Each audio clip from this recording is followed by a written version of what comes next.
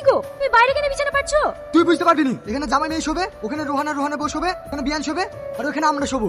তুমি পাগল হয়ে কিছু নাকি? সবাই মিলে এইভাবে একসাথে শোয়া যায়? সবাই মিলে যদি শুতে না পারি তাহলে তুই ছাদে একাকি শুকা। আমি ছাদে শুতে পারবো না, পারলে তুমি যাও, আমরা সবাই আপন আপন ঘরেই ঘুমাবো। সব ঘরে যদি ফ্যান চলে ওটাকে বিল আসবে বলতিনি। তাছাড়া সবাই মিলে যদি এক জায়গায় শুই তাহলে একটা ফ্যানে হয়ে যাবে না? আব্বা, তোমার মান সম্মান বলে কিচ্ছু নাই, সবাই মিলে একসাথে শোয়া যায়। ও আমার অন্যায় হয়ে গেছে বাপ। যাও তোমরা আপন আপন ঘরে কি শোগা, আমার যা হয় হবে। কি ব্যাপার, তুমি চোখ বুজে কান বন্ধ করে বসে আছো?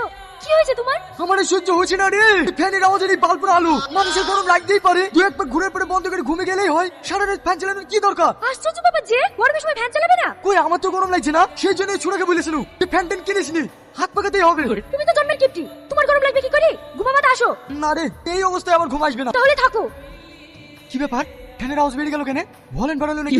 না, এইভাবে চলতে থাকলে আমি শেষ হয়ে যাবো। তারা কিছু একটা ব্যবস্থা করতেই হবে।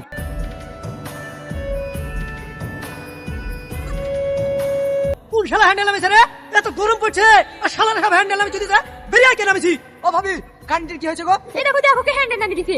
আমরা গরমে মরছি। তুমি গরমে একা মরছো, আমার বাড়িতে বিয়ান এসে জামাই মেয়ে এসে, সে আমার বৌমা অসুস্থ, কোন শালা হ্যান্ডেল নামেছে গো? ও শালাকে ধরে এমন শিক্ষা দেবো না, এই কারেন্টের কাছে জীবন আসবে না। অত কথা না বলি তাড়াতাড়ি হ্যান্ডেলে তুলে দাও। না না ভাবি, এমন হ্যান্ডেল তুলবো না, ওই শালাকে ধরে বিচার করবো তারপরে। এখন গরমে বলবো নাকি? যা বিচার করো সকালে করো। এই তুমি হ্যান্ডেলটা তুলে দাও তো। আরে হ্যান্ডেল তুলছে, বাড়ি যাও তো। আর ভাই একটা বিড়ি দাও তো, বিশাল টেনশন আছে।